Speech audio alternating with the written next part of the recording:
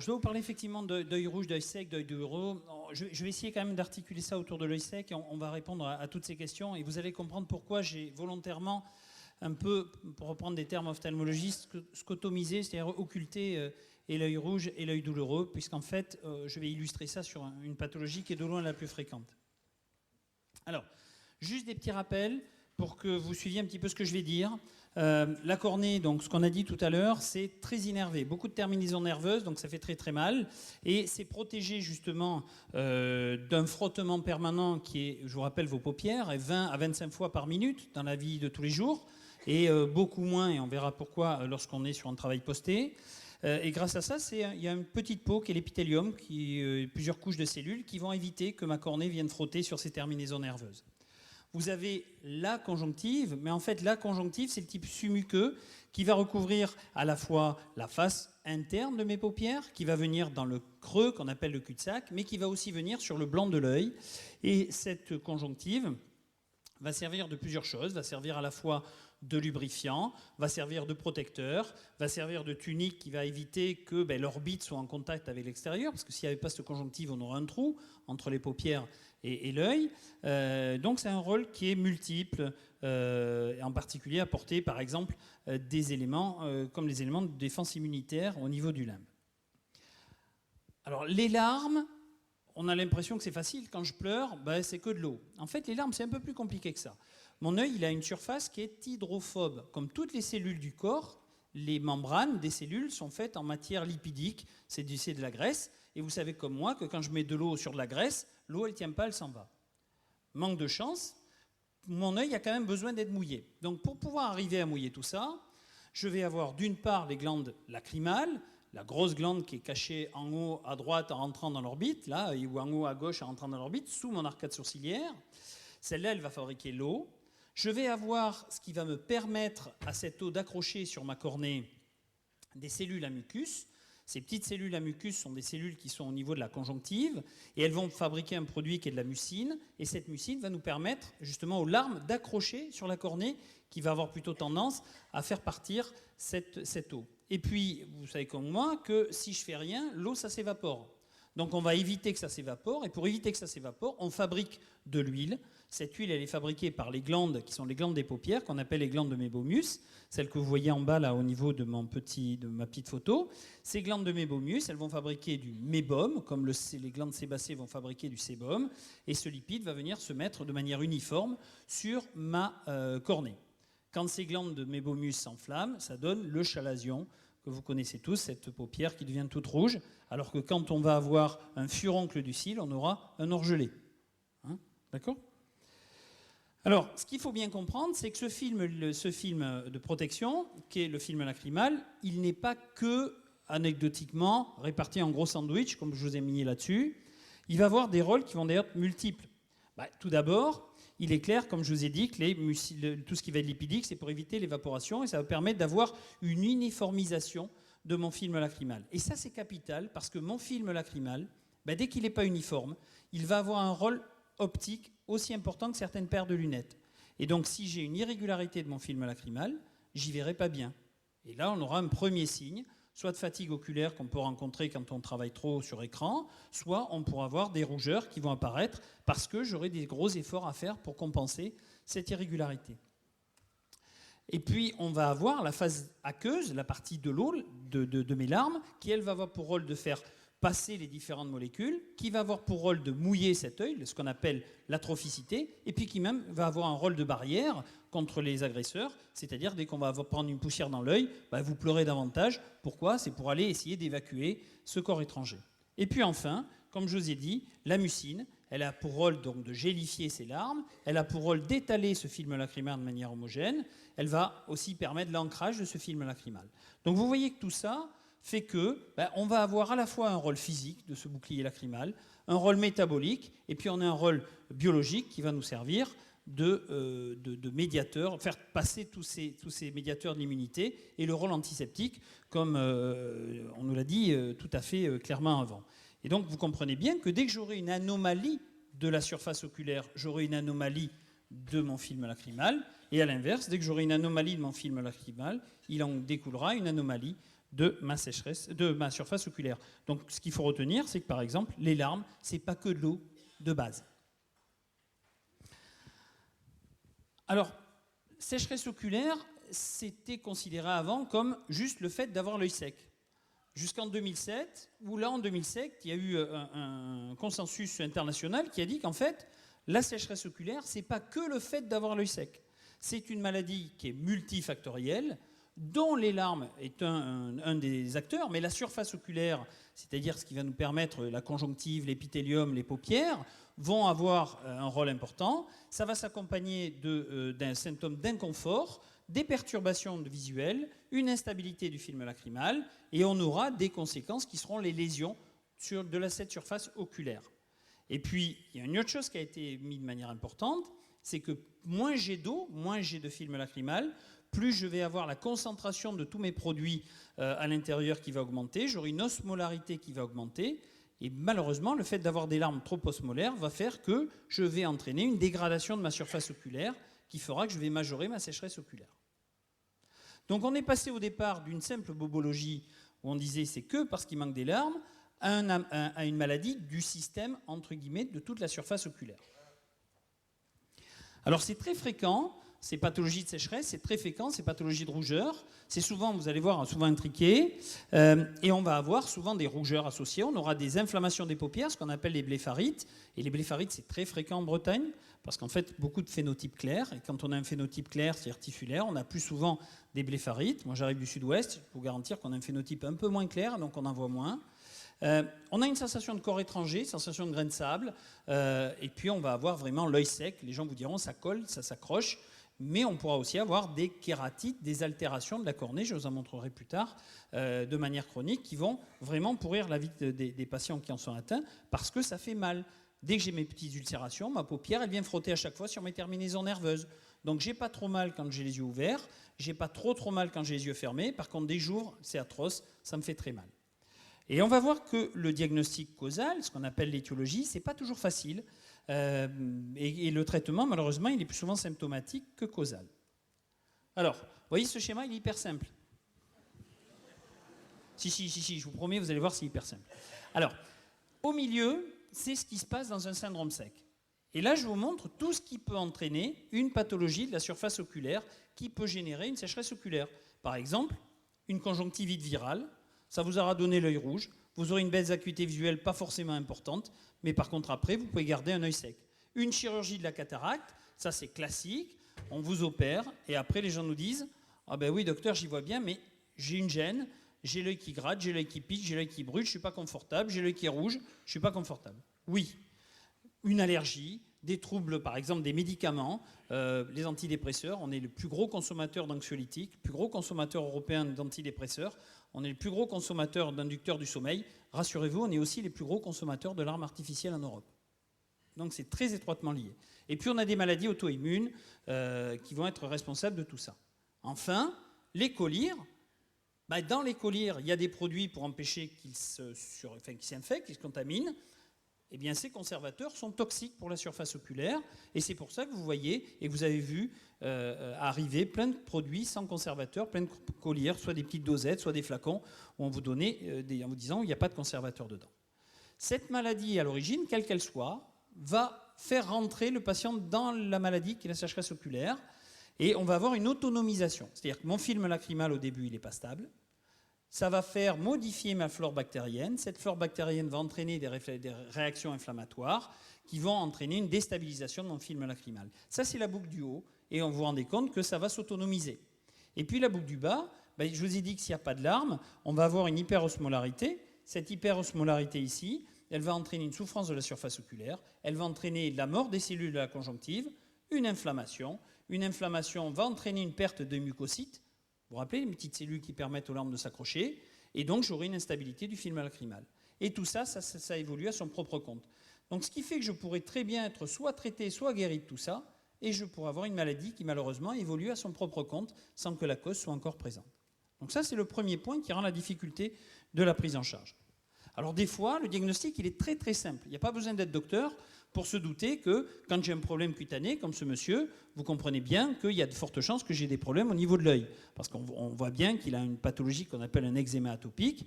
Et là, ce monsieur, malheureusement, c'est associé à des pathologies qui sont des pathologies strictes de la surface. Et puis, il y a des fois, le patient, il n'a rien. Il va falloir qu'on mène une véritable enquête policière pour arriver à essayer de cerner pourquoi il a eu ce problème. Alors, vous voyez, par exemple, c'est le type d'interrogatoire qu'il faut qu'on fasse. On doit rechercher l'histoire, depuis quand, est-ce qu'il y a des notions de traumatisme, est-ce qu'il y avait des traitements, est-ce que c'est saisonnier, est-ce que c'est perannuel. On va devoir rechercher les traitements en cours. Il y a des traitements qui sont considérés par les patients comme n'étant pas des traitements. C'est-à-dire qu'ils les prennent tous les jours. Donc pour eux, c'est plus devenu un traitement depuis 15 ans, 20 ans. Par exemple, si on demande aux jeunes dames si elles prennent des médicaments, il y en a très peu qui nous disent qu'elles sont sous contraception orale. Pourtant, c'est un médicament, mais c'est devenu une habitude. Pour elles, ce n'est pas un médicament. Donc il va falloir aussi qu'on aille chercher un petit peu. Et puis, on va avoir des pathologies générales sévères, comme par exemple des traitements pour les cancers qui peuvent entraîner des sécheresses oculaires. Par exemple, les gens qui ont eu des greffes de moelle peuvent avoir des sécheresses oculaires importantes. Et puis, il y a des maladies en cours, par exemple des sécheresses extra-oculaires, qu'il va falloir rechercher. Est-ce que j'ai mal aux articulations? Ça, c'est des questions qu'on posera. Quand on les pose, toujours, c'est pas toujours évident. Est-ce qu'il y a une maladie endocrinienne? Vous voyez ce qu'on va devoir rechercher. Et ça serait simple si on pouvait faire la même chose chez les messieurs ou chez les dames. Mais chez les dames, on va devoir savoir s'il y a eu une ménopause ou pas, si elles prennent un traitement substitutif. Il faut savoir que ça ne marche que chez la jeune dame. Chez les dames ménopausées naturellement, les traitements substitutifs de la ménopause ne marchent pas sur la sécheresse oculaire. La deuxième chose, c'est est-ce qu'il y a quand même un traitement qui va faire qu'on a autre chose qui pourrait entraîner une sécheresse? Est-ce qu'elles sont sous hormones thyroïdiennes? Est-ce qu'elles sont sous progestérone ou autre? Et puis chez les messieurs, c'est beaucoup plus rare la sécheresse oculaire. Pourquoi? Eh bien parce qu'en fait, la lacrymation, la fait de fabriquer des larmes, c'est sous dépendance des androgènes et non pas sous dépendance des oestrogènes ou de la progestérone. Donc quand on est une dame et qu'on est ménopausée, le peu d'androgènes qu'on a, on le détourne pour fabriquer des oestrogènes. Alors que le monsieur, même si notre taux diminue, on arrivera à garder un taux suffisamment correct pour avoir une sécrétion lacrymale. En revanche, c'est souvent un syndrome sec qualitatif, c'est-à-dire plutôt les paupières qui vont nous poser des problèmes et qui nous embêteront. Et puis il y a des maladies qui vont vous donner une sécheresse oculaire. L'infection à VIH, ça va nous donner une sécheresse oculaire. Une hépatite C, ça va nous donner une sécheresse oculaire. Donc il faudra qu'on aille chercher aussi tout ça au niveau des questions. Alors des fois, on va regarder, vous voyez par exemple, on regarde la peau. Alors est-ce qu'on a des signes de rosacée? Rosacée cutanée, pour nous, attention, on peut avoir des rosacées oculaires. C'est-à-dire, vous voyez, c'est la fameuse coupe rose que tout le monde connaît. Quelquefois, il y a des maladies, comme par exemple ce lupus, où on va avoir une visualisation claire d'une maladie auto-immunitaire, et on saura, en regardant la personne, qu'automatiquement, elle a le droit d'avoir une sécheresse oculaire. Et on comprendra pourquoi elle a les yeux rouges. Et puis, on pourra regarder ici, par exemple, vous voyez, ce monsieur, c'est ce qu'on appelle un floppy eyelid syndrome. C'est classiquement chez les messieurs ronfleurs, ayant été soit un peu d'embonpoint ou ayant perdu leur embonpoint. Et en fait, on a une paupière qui est hyperlaxe et elle se retourne pendant qu'on dort. Et donc, quand on dort, elle se retourne sur l'oreiller et on se retrouve avec une conjonctivite unilatérale. Et puis, des fois, on va avoir d'autres signes qui vont nous orienter. Vous voyez ces mains, on va avoir un coup de vent cubital, donc on est devant une polyarthrite rhumatoïde, donc on comprendra qu'il y a des risques d'avoir une atteinte ophtalmologique. Ou alors, on aura ici une augmentation ici de la glande lacrymale, ici une parotidose, donc là on sera surtout devant un tableau de sarcoïdose, on ira chercher tout ça. Là c'est une dame qui a une hyperthyroïdie, vous comprenez bien qu'avec cette grande ouverture palpébrale, les larmes vont s'évaporer davantage. Puis on recherchera les habitudes de vie. Est-ce que j'habite près d'un endroit pollué ou pas? Est-ce que j'ai des pratiques un petit peu inhabituelles? Alors c'est Noël, mais bon, moi je ne suis pas du style à aller jouer sur la neige au volley, je ne sais pas vous. Mais bon, il faut penser et demander des choses qui nous paraissent peu importantes. Alors on pourrait s'arrêter là, mais ça ne va pas nous suffire. Donc nous, la première chose qu'on se demande, c'est quelle est la répercussion de l'atteinte vis-à-vis de l'œil, vis-à-vis de la cornée. Exemple, dans un œil rouge, ce qui va faire la gravité, c'est la baisse d'acuité visuelle. Si j'ai une baisse d'acuité visuelle devant un œil rouge, c'est une urgence médicale. Je dois aller voir un ophtalmologiste parce que ce n'est pas normal. Une conjonctivite, j'ai l'œil rouge, mais je n'ai pas de baisse d'acuité visuelle. Si j'ai une baisse d'acuité visuelle, ce n'est plus une conjonctivite, c'est une kératoconjonctivite ou c'est autre chose. Donc il faudra consulter. Alors donc on va regarder l'état de cette cornée, l'état de la surface oculaire. On va faire d'abord 100 mètres des colorants vitaux, puis après on mettra des colorants vitaux. Alors 100 mètres des colorants vitaux, c'est ce qu'on a vu. On va regarder, donc on a ici les télangiectasies, on voit le nez un petit peu élargi, on voit les yeux rouges, on voit les paupières rouges.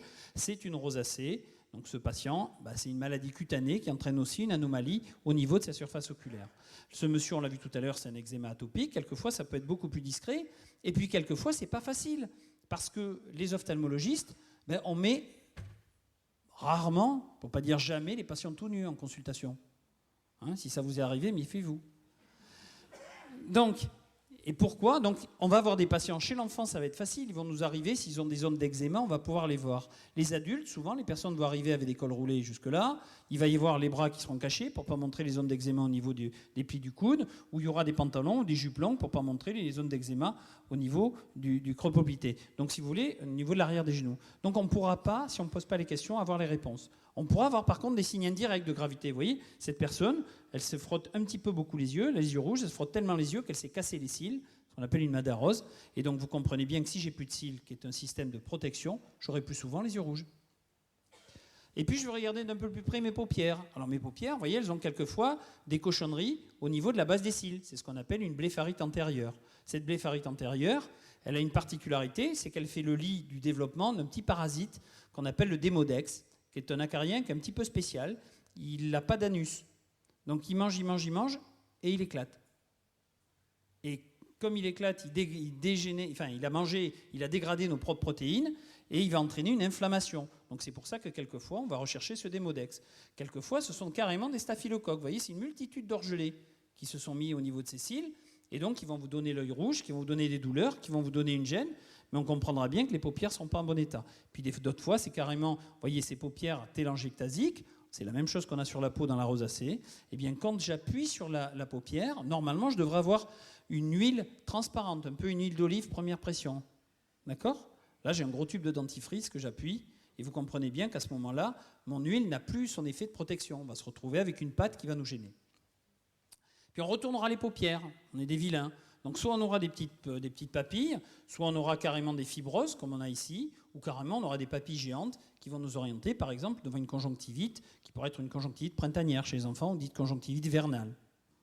Une fois qu'on a fait tout ça, on va mettre, là aussi, on va regarder l'aspect de la surface oculaire. C'est dépoli ou ça l'est pas. Donc là, vous voyez, on ne distingue pas bien les structures de l'iris à cet endroit-là. Et quand on met un colorant qui est la fluorescéine, on se rend compte que ça accroche la fluorescéine. Donc là, ça veut dire que ma cornée est atteinte.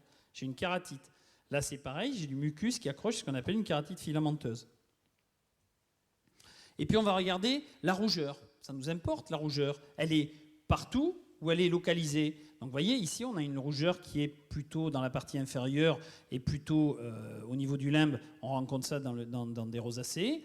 Mais par exemple, je peux avoir ici une atteinte qui est beaucoup plus marquée. C'est un herpès marginal, c'est dans les atteintes herpétiques, où je vais avoir une kératite, donc j'aurai une baisse de vision, j'aurai un œil rouge, une baisse de vision, et bien là j'aurai des néovascularisations, j'aurai tout ça. Et quand j'ai un herpès de la cornée, j'ai moins de sensibilité cornéenne, et donc j'ai un syndrome sec qui apparaît.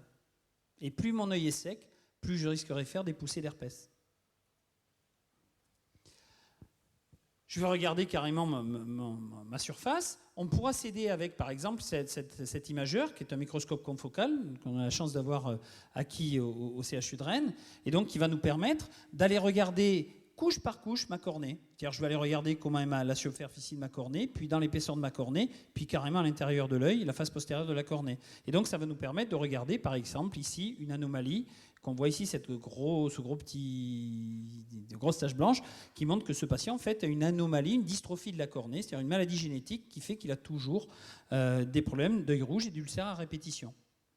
Une fois que j'ai fait tout ça, je vais me servir, donc je vous ai dit, des colorants vitaux.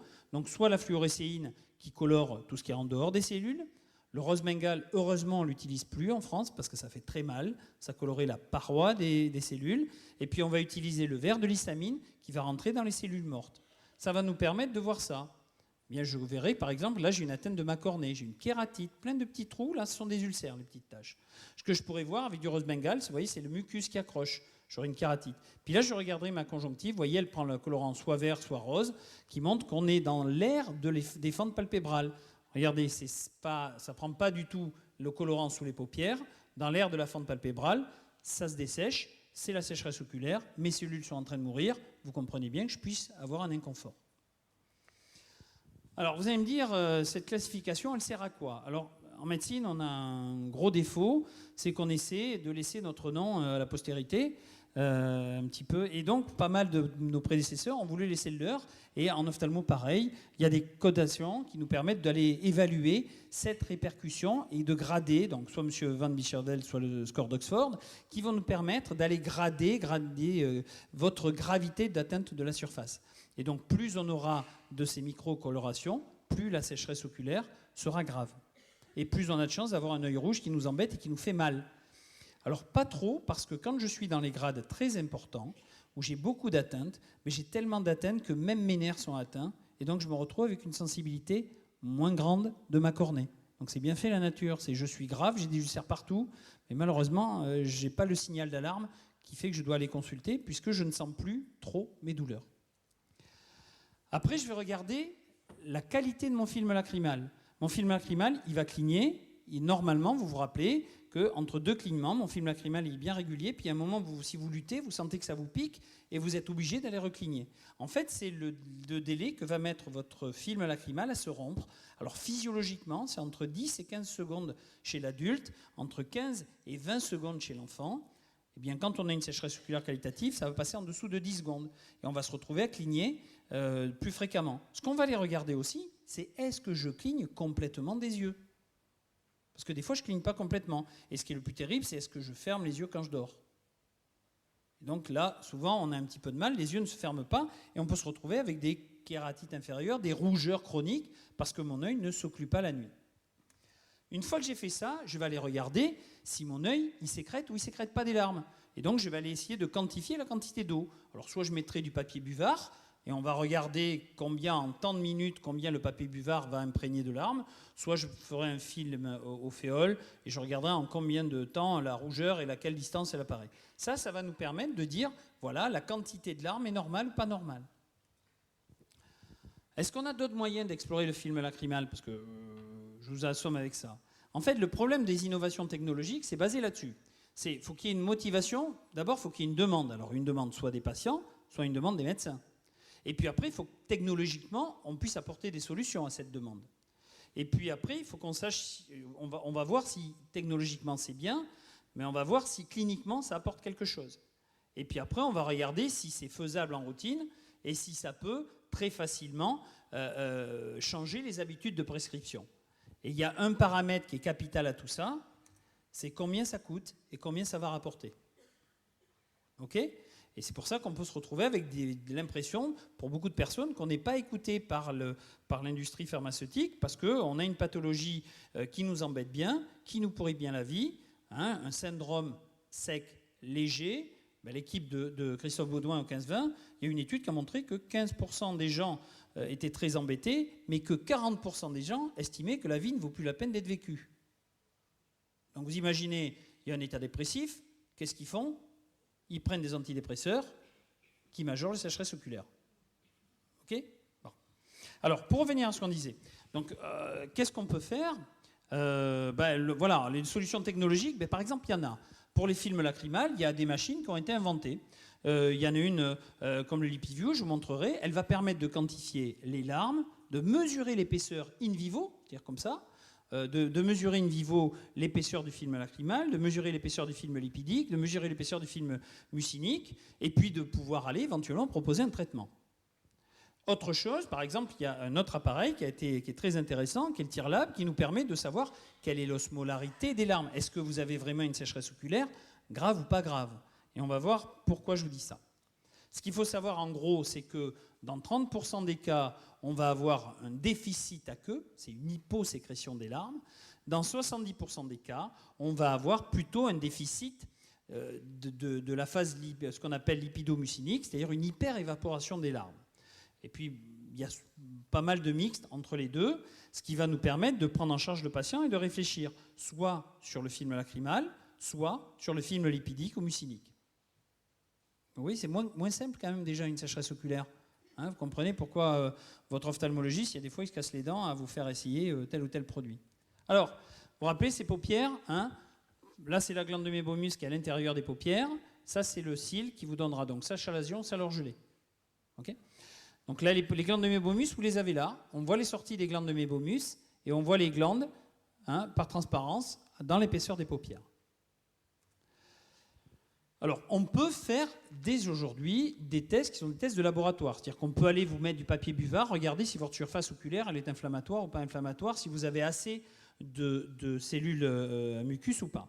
On peut aller regarder au niveau de l'épithélium, avec ce que je vous ai dit, le microscope confocal, si oui ou non vos cellules sont normales. On peut même aller doser des larmes. On peut même aller voir quel est le profil inflammatoire de ces larmes là-dessus. On va pouvoir faire, comme on a dit tout à l'heure, une évaluation semi-quantitative. On va regarder par des classifications si votre syndrome sec il est grave ou pas grave. Une fois qu'on a fait ça, on va voir quelle est la répercussion. Parce que je peux avoir un syndrome sec que votre ophtalmo dit qui n'est pas grave et que vous, ça vous pourrit complètement la vie. C'est-à-dire que ça ne vous permet pas de conduire, ça ne vous permet pas d'avoir un comportement, on va dire, social normal. Vous ne pouvez plus vous maquiller pour les dames, ça c'est quand même important. Et donc ça va être devoir pris en compte par l'ophtalmologiste. Et puis on va évaluer la surface oculaire, mais quoi d'autre? Eh bien, on pourra, par exemple, proposer des solutions à tout ça. Alors, soit je me suis rendu compte que j'ai une blépharite. Vous vous rappelez toutes les sécrétions que j'avais au niveau des cils? Et là, je vais vous conseiller de faire une hygiène des paupières. Comme les dents, ça se lave plusieurs fois par jour, ben les paupières, le bord des paupières, normalement, ça se lave plusieurs fois par jour. Alors, ça ne se lave pas de manière très, très facile, je vais vous montrer. Et puis après, il faudra que je regarde si je dois hydrater ou pas mon œil. Je dois regarder si je vais lubrifier ou pas mon œil. Et puis, je verrai si l'hygiène des cils a été bien faite ou pas. Alors, par exemple, comment je peux nettoyer mes paupières? Mes paupières, je vais d'abord devoir réchauffer ce mébum, ce gras des paupières, pour pouvoir l'évacuer.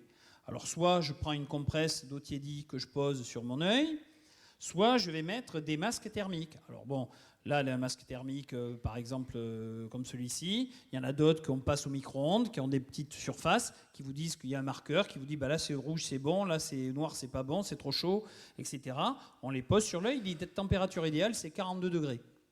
On les pose sur l'œil pendant 10 minutes, et puis après, on va faire un massage qui va de l'intérieur vers l'extérieur, en remontant pour les paupières inférieures, et de l'intérieur vers l'extérieur, en baissant pour les paupières supérieures. Et on doit faire ça dans l'idéal 2 fois par jour. Déjà, 1 fois, c'est pas mal. 2 fois, c'est bien quand on a une mébomite. Mais ce n'est pas très pratique. Vous allez perdre 20 minutes, 30 minutes par jour. Parce qu'il faut attendre les 10 minutes à 42 degrés. Alors, il y a des laboratoires qui ont proposé, par exemple, ce dispositif qui est assez amusant, qui marche très bien chez l'enfant, qui sont des grosses lunettes de piscine. C'est le Blefastim, une grosse lunette de piscine. On met dedans un petit papier buvard, et puis ça monte à 42 degrés. C'est un hammam portable. Et hop, vous le mettez autour des yeux, et vous continuez vos activités. Deuxièmement, on peut amener des films, on peut amener du gras. Si j'ai pas assez de lipides, on va pouvoir soit amener du gras dans, par exemple, les collyres. Donc, il y a des collyres qui sont à base de lipides ou qui ont des acides gras dedans. Ou alors, on va pouvoir les amener sur les cils, c'est-à-dire qu'on va envoyer des micro-particules de lipides au niveau de vos cils et qui, par capillarité, remonteront et passeront dans votre œil. Ce qu'on peut faire aussi, c'est carrément, comme je vous ai dit, quantifier. Donc là, voilà, ça c'est un petit appareil qui s'appelle le LipiView. C'est un appareil qui ne vaut que 80 000 €. Et ça sert que à étudier la surface oculaire, les larmes. D'accord ? Alors, cet appareil, il n'est quand même pas anecdotique, c'est pas que pour faire joli. Il sert à quoi? Donc, il sert à évaluer quel est votre œil sec.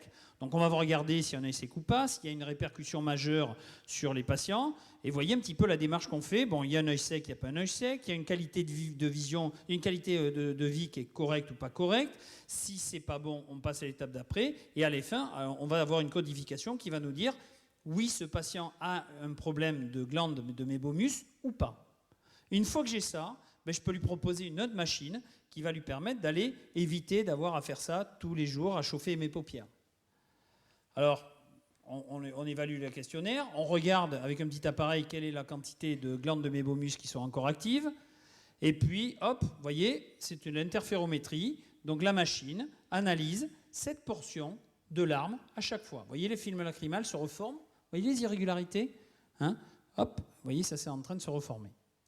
Ça va nous permettre de voir, par exemple, là vous avez un œil qui est normal, là vous avez un œil sec, c'est un petit peu embêtant. Une fois que j'ai fait ça, je vais avoir un autre appareil qui est le LipiFlow, qui lui va faire chauffer mes paupières, à 42 degrés et par un petit système de pompe va aller vidanger ses paupières. Alors c'est sympa, ça marche bien puisque ça permet d'avoir des massages qui ne seront plus à faire pendant 8 à 9 mois. C'est onéreux puisque c'est une procédure qui aux États-Unis est cotée aux alentours de 900$. Mais le traitement de base d'un dysfonctionnement mébomien aux États-Unis, le collier, c'est 250$ par mois. Donc vous comprenez bien que ça devient très vite rentable.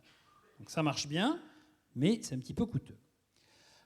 Autre appareil, comme je l'ai dit, c'est ce Tearlab qui va nous permettre d'aller mesurer un petit peu cette osmolarité des larmes. Vous voyez ce petit appareil-là, vous avez cette petite cellule, on va capturer quelques microlitres de larmes et c'est un laboratoire ambulant qui va nous permettre d'aller évaluer l'osmolarité.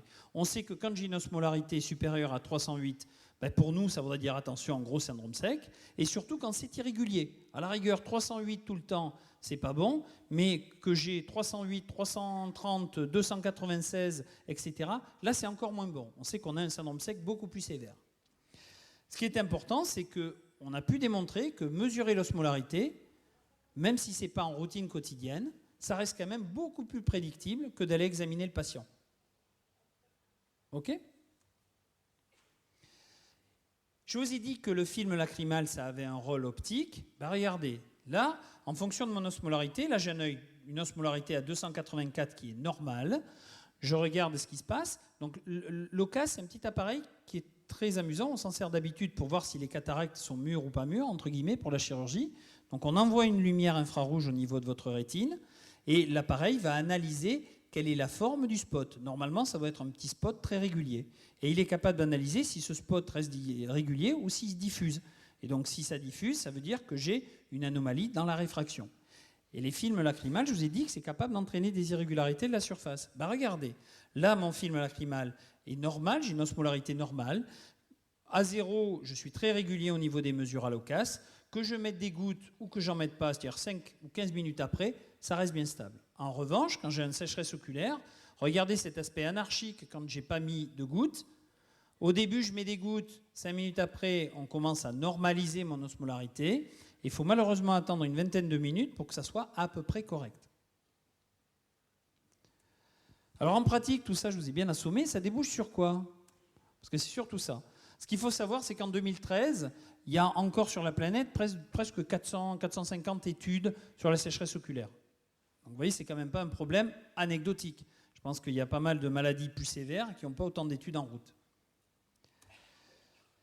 Ce qu'il faut comprendre, c'est comment on peut traiter. Alors vous avez vu le petit schéma de départ, il y a un traitement, il y a une inflammation dans ces surfaces. On va avoir un œil rouge, on aura un œil qui fera mal. On aura aussi, on va pouvoir aller faire sécréter des larmes. Il faudra donc traiter la rougeur, il faudra traiter le fait qu'il n'y ait pas de larmes. Et puis si on n'arrive pas à les faire sécréter, il va falloir les substituer, il va falloir en mettre à la place. Et puis si ça ne suffit pas, il faudra peut-être mettre un traitement hormonal pour certaines personnes, en particulier les jeunes dames qui ont des castrations chirurgicales. Et puis si ça ne suffit pas, on va voir qu'au niveau diététique, on peut jouer. Parce que là aussi, votre alimentation, ça joue beaucoup sur la surface oculaire.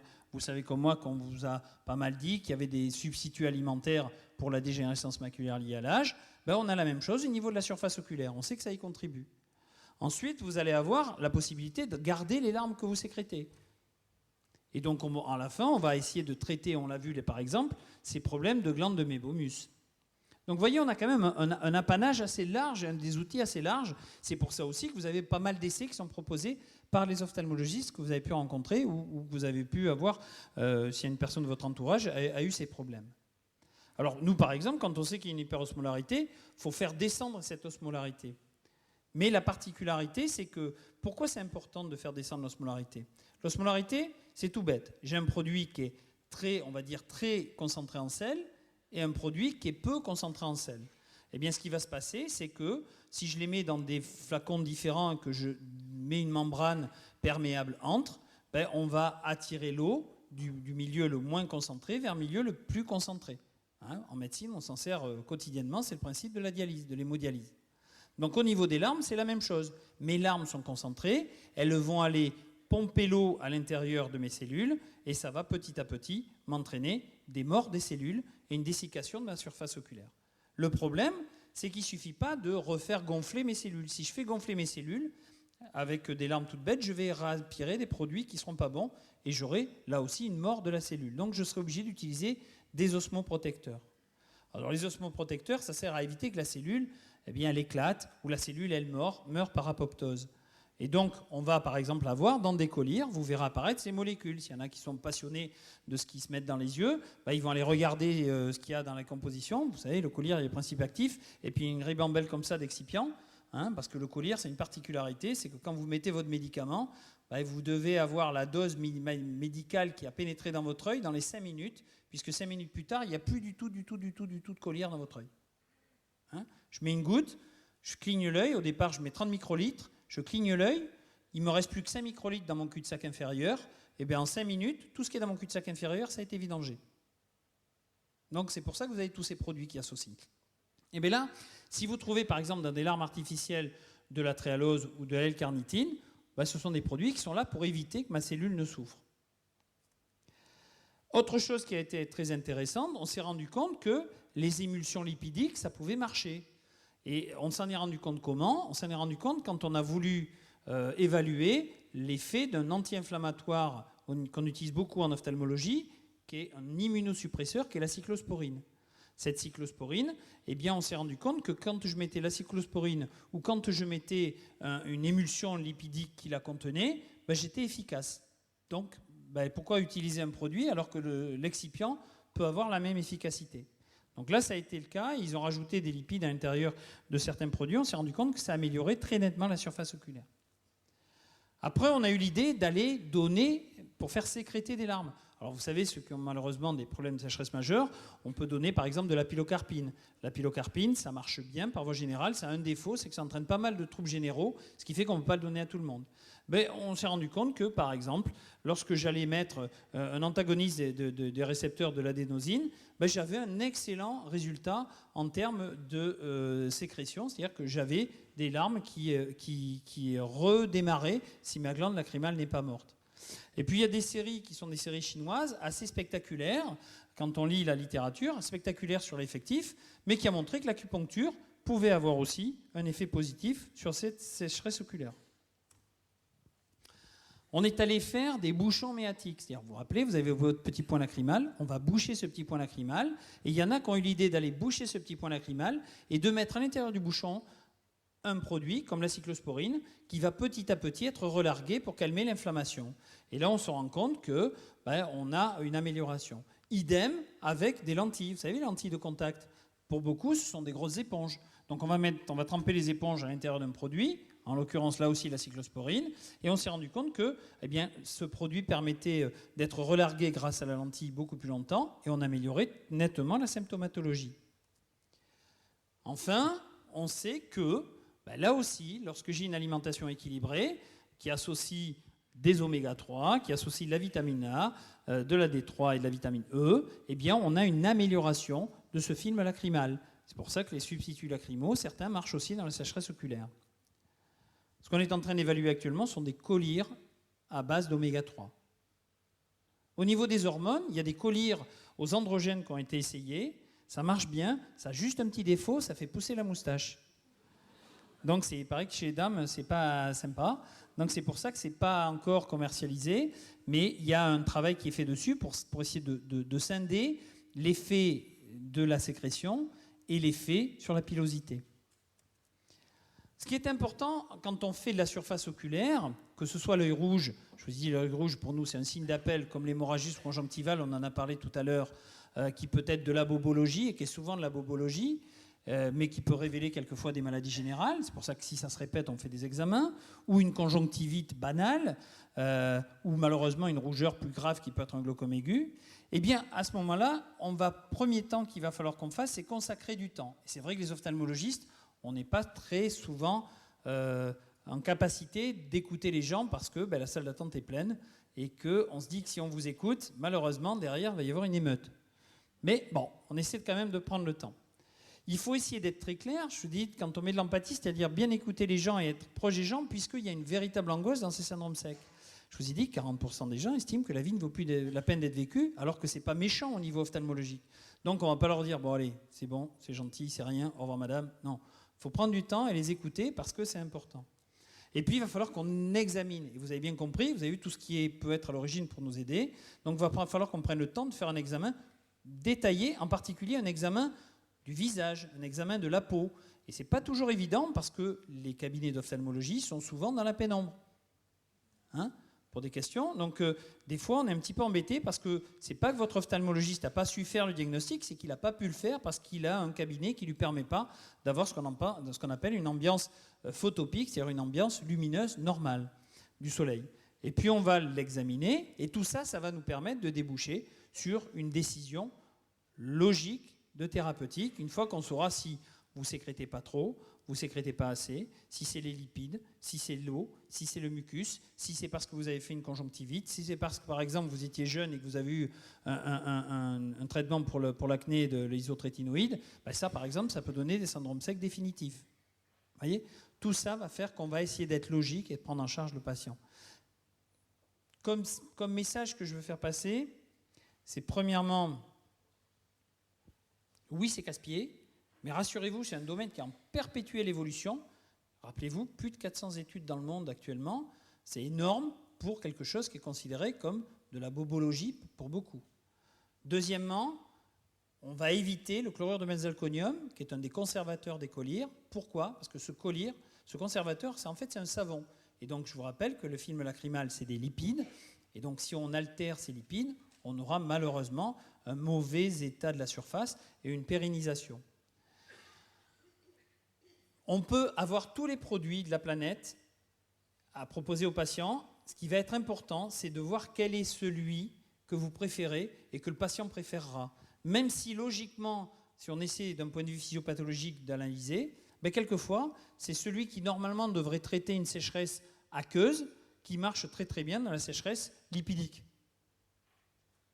Première chose pour nous, ça sera ça. C'est vous écouter, et c'est pour ça qu'on va vous faire souvent des ordonnances un petit peu bizarroïdes au début, où on va vous mettre plusieurs collyres, et on va vous dire, vous essayez, on va dire au patient, essayez, vous nous dites celui que vous préférez. Et ça, c'est capital, parce que c'est le premier traitement à faire au niveau de ces pathologies de surface.